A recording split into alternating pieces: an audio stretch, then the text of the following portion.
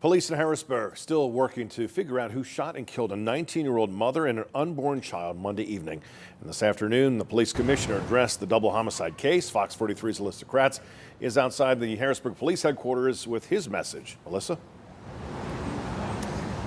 Evan, yeah, this is probably the most emotional that I've seen Commissioner Carter over a fatal shooting here in the capital city in some time. Now, authorities say that 19-year-old Tyemeshia Miller was approximately 5 months pregnant with her baby boy. Her shooting death happened just a couple blocks away from where another homicide happened less than 2 weeks ago.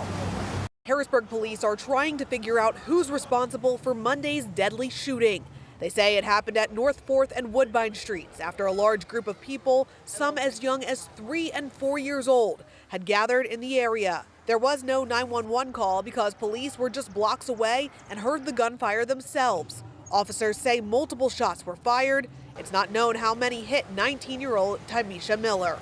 That shows the lack of disregard for public safety and the lack of disregard for essentially a human being when people are just that cavalier and that flamboyant that they're just going to go out and just open fire on a crowd of people with police officers in marked cars half a block away. I am so sick and tired of saying that it's a tragedy. Yes, it's a tragedy, but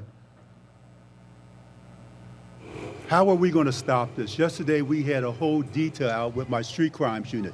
We had the state police out, and we had my street crimes unit working side by side to stop incidents such as this.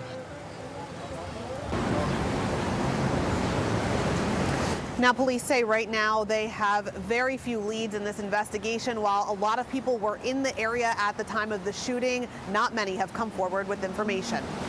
So, Alyssa, very few leads at this point. What steps are police taking in the investigation right now?